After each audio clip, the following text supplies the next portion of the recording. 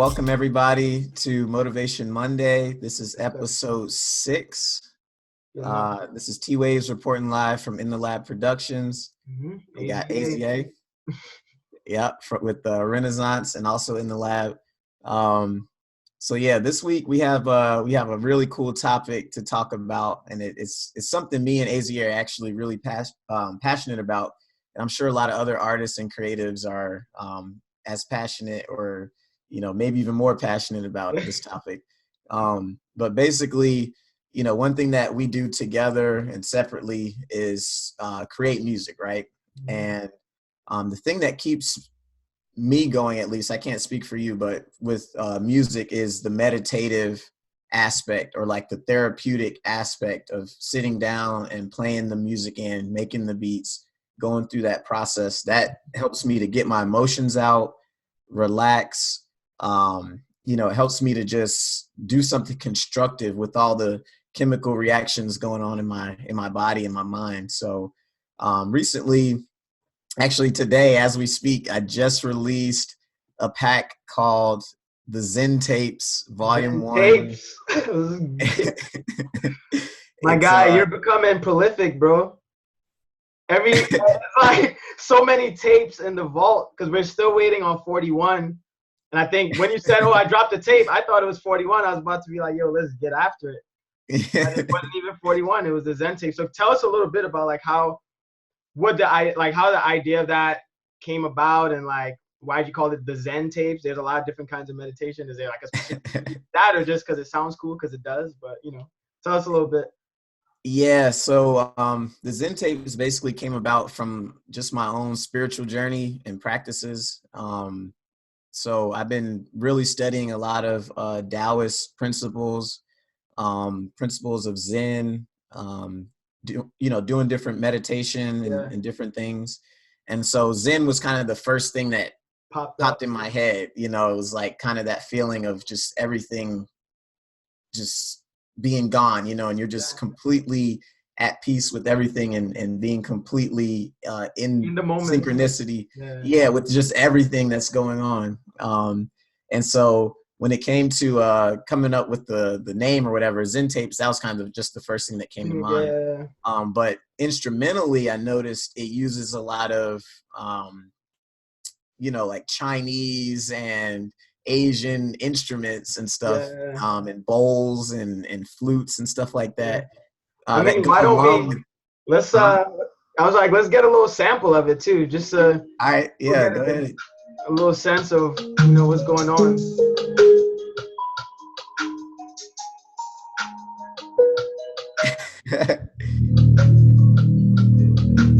Yeah, like a vibe.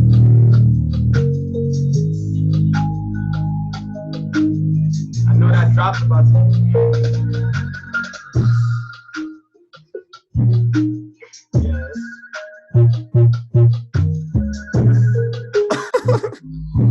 hard.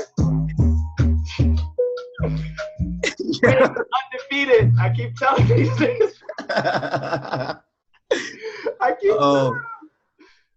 Man, that joint was so fun to make, man. Bro. Soon they'll understand. But yeah, I mean, it's pretty straightforward, bro. It just came about from, just meditation every day or before that session, making a track. And then when I noticed like a bunch of beats were starting to sound in that domain of meditation and trap, I was like, okay, wait, I might have a little package here. So I was like, all right, I got to figure out what to name it. What does it stand for? And it was just super natural how it just came together. So yeah, man, it's a nice. So I haven't had a chance to listen to every song on it because it literally just came out. But what I've heard so far, like I really liked a lot. So I'm looking forward to like not just listening to it, but also kind of like using it. Here's another one. I like this one.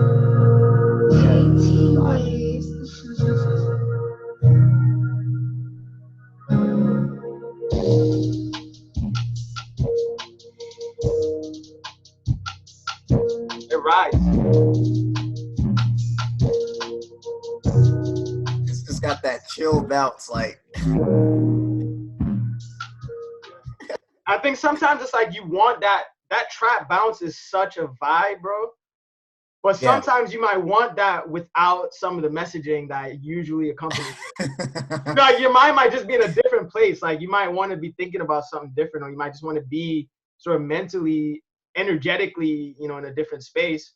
But you still want that, you know, you want that, you want to that bop, you know. So, no, that I love it. I think it's a great idea. So, in terms of meditation, like when did that become a part of kind of your life, or you know, how has it become more serious recently, or like just tell us a little bit about that journey for you? Yeah, man. I think it became, so I started really meditating late last year, like frequently, you know. Before it would be every now and then, or it would just be, I was meditating, but didn't realize I was meditating, but I was just kind of sitting still and processing things without thinking about it, just kind of letting it flow. But recently I've been more intentional about setting aside 10 or 15 minutes, you know, a day to just go through a guided meditation, you know, something to help teach me how to really get in here and figure out what's going on in the mind and how to process things, you know. So I think, you know, the last month or two, like ever since Corona hit, basically, I said, you know, I need to like make this intentional, like a very intentional part of my day to meditate, to kind of, you know, balance out all the negative news and the negative like stuff we see on social media and stuff like that, you know. So yeah, it's a practice that, you know, I think everyone can do. You know, if you can just sit still and just go on YouTube, there's free meditations guided all over YouTube. There's apps that have meditations. Some of them are free, some you have to pay for, you know, packages, but I think it's all useful. And what I'm noticing from the meditations is like, when I come out of those meditations, my whole perspective is just, it just is so clear. Like, I don't know how to explain it. Like, it's almost like, it's like prayer. I kind of put it on a similar level to prayer, because when I used to pray a lot, you know, what I would pray is about the day, right? Like intentional things about the day, and like for God, you know, for God to lead me in certain directions, or help me to not be fazed by outside situations, or, you know what I mean? Just kind of getting myself ready for the day. So like meditation is like right in line with that. I mean, honestly, if someone is a Christian and they pray and their prayer is not meditative, then they're actually not really praying as prescribed in the Bible. You know? Oh man. Like prayer is a meditation if you're doing it correctly. Right. You know, it's couched in a different like philosophy or religion, but pragmatically, like what you're doing, if you're praying the right way, is meditation. It's a form of meditation. Yeah, and I think that's a really good point. And I think a lot of people, when they're in a rush, they don't really get to get that real relation. They call it relationship with God, right? Like, you don't get that real connection, or that deeper connection, when you're just kind of in a rush and, oh, let me just pray real quick, because then it becomes like a wish list. It's like, yo, God, do this for me, do this for me, do this for me, you know. But instead, like even what Jesus said, you know, in the Bible, he's like, you know, he taught everyone how to pray. You know? And the first thing is not a wish list. You know, the first thing he said was, dang, what did he say in that chapter? Our Father, you talking about, or the other? Yeah, our Father. Yeah, the the Father Lord's Prayer. who art in heaven, Hallowed be thy name. So first of all, humbling himself, you know, before who he's going to, you know, that was step one. So he didn't just jump in and say, okay, God, give me the power I need to do this and that. Give me this, give me this.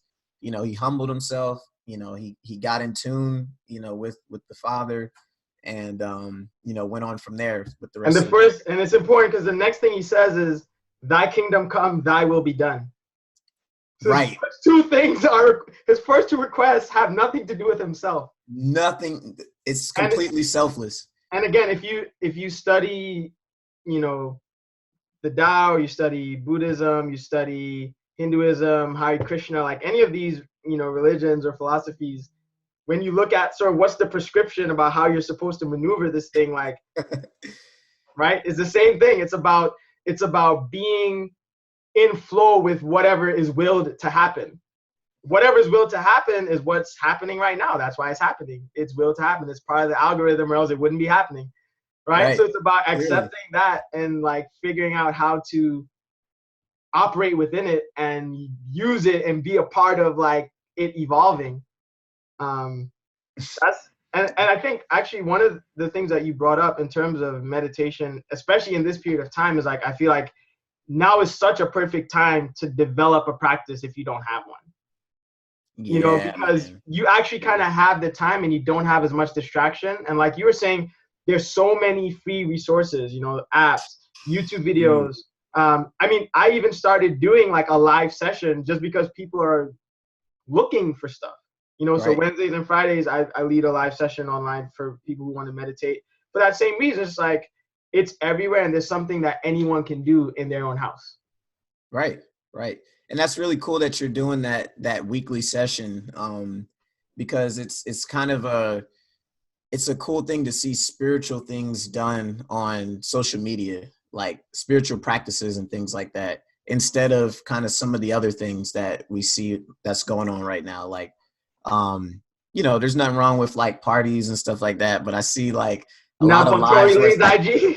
yeah, it's like, let's party socially. It's like, what? You want to party over the internet together? Like, it's a cool idea, but at the same time, it's like, you know, can we balance that out with other things? You know? And I think that's what it's about. Like, I mean, I've been to some of the online, like, not like the big like quarantine parties or anything like that, but just like gatherings for people's birthday or whatever, like over Zoom. I think connecting like that is really great. But I think a lot of what we see, which is nothing new, but it's just like people are so right now caught in the perception and caught in the material world, you know, and it's only being exacerbated over social media, where everything is just so focused on the material that like, now that people have this time to themselves, they don't know how to use it, you know?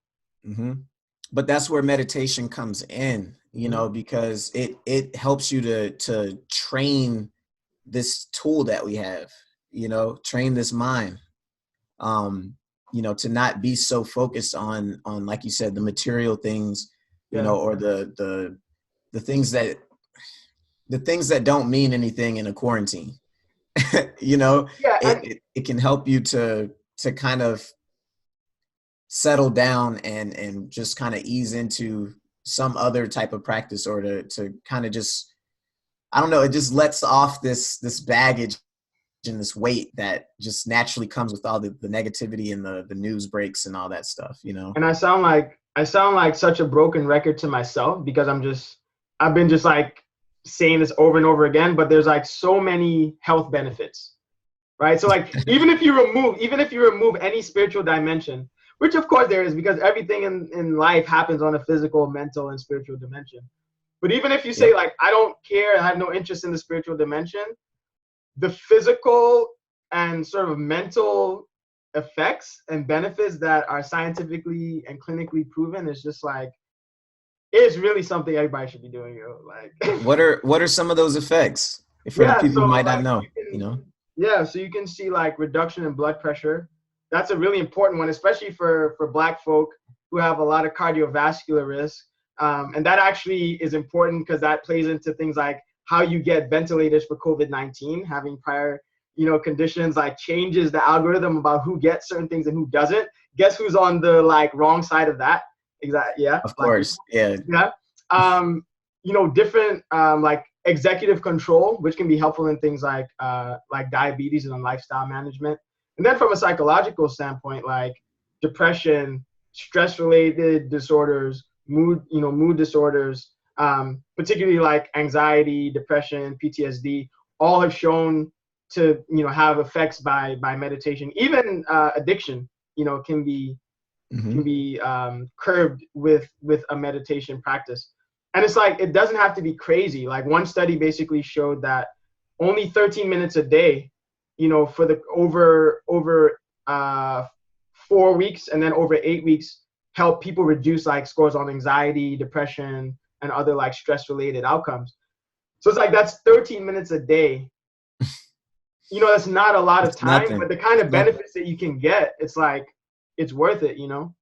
Yeah, and my big push with it is like, just try it.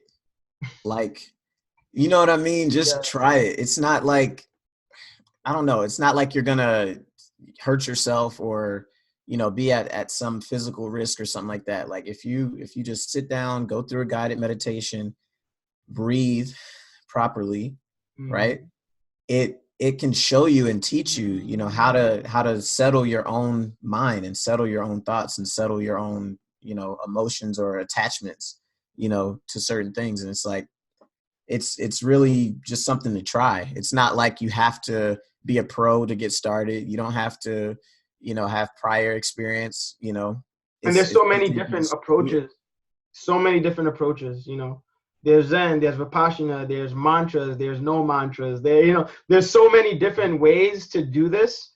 And some will argue that like some ways are maybe more effective than others, but there's so many ways that have shown effect. And even ways that have nothing to do with Buddhism, nothing to do with Hinduism, and are sort of just firmly based in stress reduction and like a psychiatric or psychological context. And so you can practice this and not have to feel like you're going against, you know, your religion or like you're trying to adopt another religious practice. No. And again, you know, for Black people, I think it's really always important to mention that like these practices existed in ancient Kemet. These practices existed in various forms of African spiritual, you know, paths. Because I think a lot of times people can also be resistant because they feel like, oh, that's like an East Asian thing, or that's like not my culture. But it's like, no, it is your culture. You just, you know, don't know your culture because you don't realize that it's your culture. Yeah. Well, that's a whole nother debate because, yeah, some people they'll argue one thing over another is the culture or not, and you know they'll argue like Christianity and all this stuff and versus ancient, you know, African spirituality, and it doesn't matter. At the end of the day, it doesn't matter. It just matters what works for you. Like if your practice is working, then there's no threat. There's no, you don't have to listen to what anyone else is saying about what you need to do. If it's working for you, you're seeing the fruit, it's helping you navigate the world, and you feel confident in the outcomes and what's going on, go for it. Fine. Like, what's the big deal? Why do we have to, you know, antagonize people about something that's so personal as spirituality? Yep.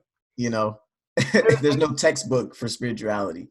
Yeah, my only issue is like when it's clearly not working and you're resistant to trying new things. That's when I'm like, okay, this is someone who like, we're probably not going to be able to like move forward progressively because like they're stuck and they're not, and it's not working. Like if it's not working and you're stuck, like you have to like venture out and try other things, you know? Well, you don't have to, you know, which is something that works. Like if what you're doing doesn't work and you're saying, oh, I want things to be different, but you're doing the same thing and it doesn't work, then you have to, or you can give up wanting something that works. Exactly. And that's why personally, I don't antagonize other people for what they believe. Like if they're a hardcore, whatever they are, like it's fine. Like, because if it's working for you, I think you should continue to do it. Like if it's building a better world, it's you know, helping you to become one with everyone else and find commonality and find love. Like, I really don't care what you believe in, but I just want more light and love, bro. If that's what you're bringing with your philosophy, then like we're good. We can work together, you know. Like if you're trying to bring darkness, then I mean, you know, the light automatically obliterates darkness, so I don't have to worry about it. Right. And just even seeing it as one problem is like even seeing it as opposing forces makes it like a battle. Like, well, that's what I'm saying. I don't have to worry. If you're making it light and dark, light never fights against dark. Light just is light, and then in the presence of light, there is no dark. That's just it. You don't have to fight. You don't have to do anything, but just do you. If you're bringing light.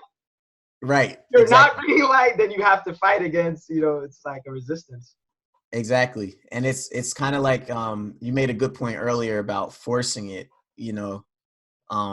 looking back on my life, like there's definitely certain belief systems that I had, not even just religious belief systems, but different ideas that I just had that were completely forced. Like once certain constructs were taken away, or certain like repetitive things. So for example, like going to church. All right. What happens when you don't go to church for 2 years? Yeah. What do you believe then? But And so it's like, you have to, I was telling my grandma this, I was like, you have to really put your own faith to the test during a time like this, during coronavirus. Like, everyone's faith is being tested, globally.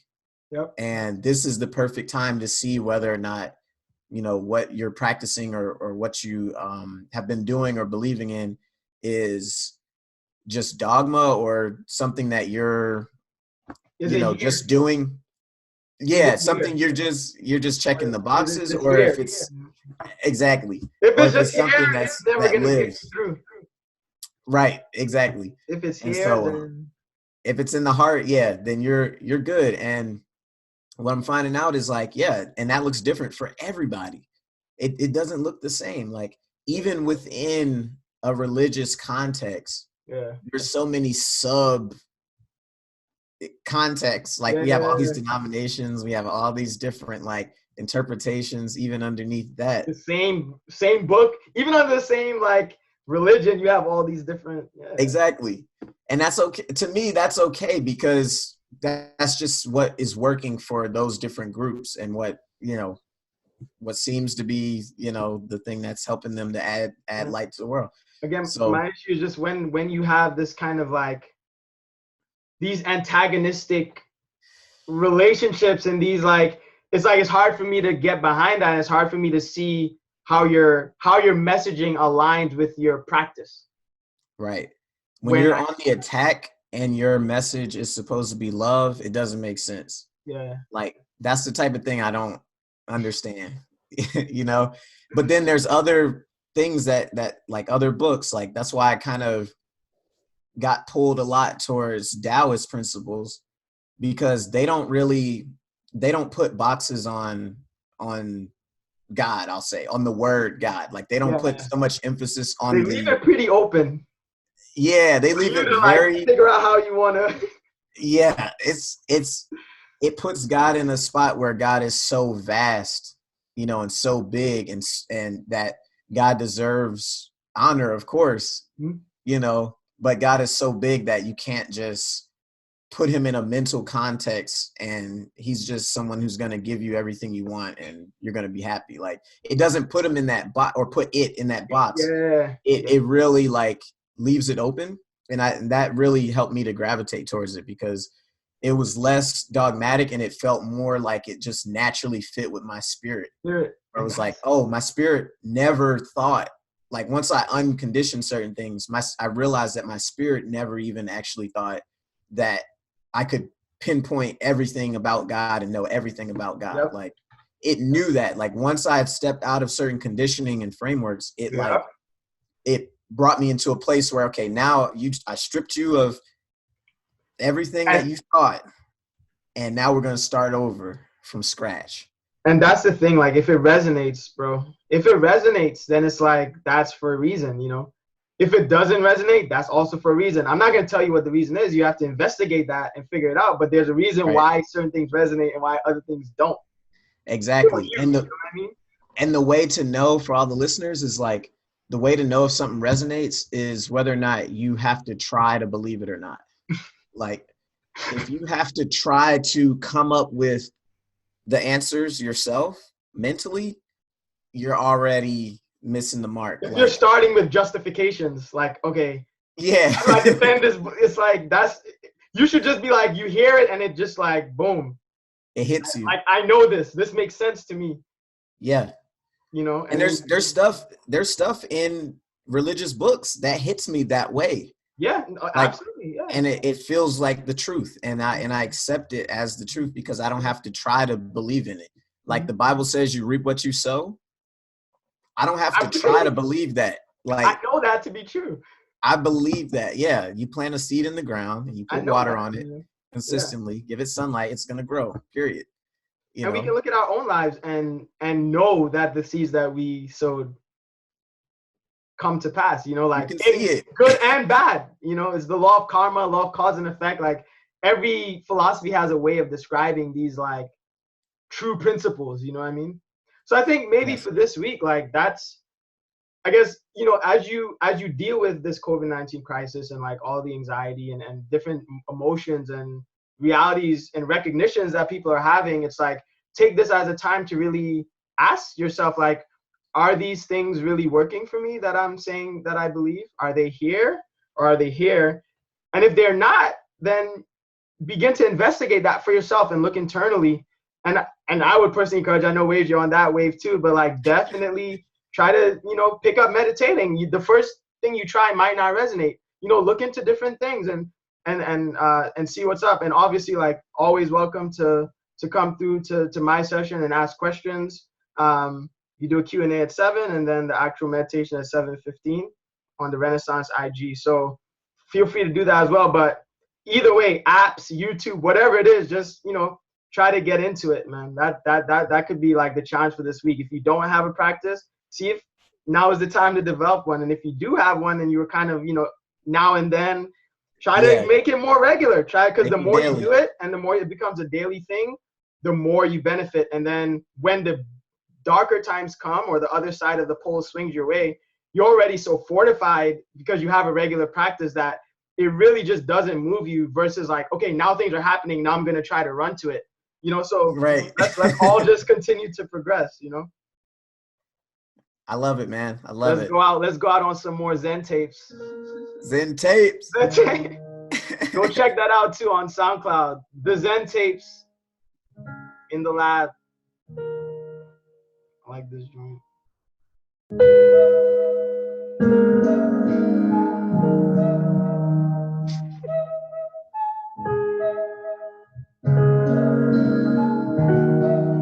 This is a vibe.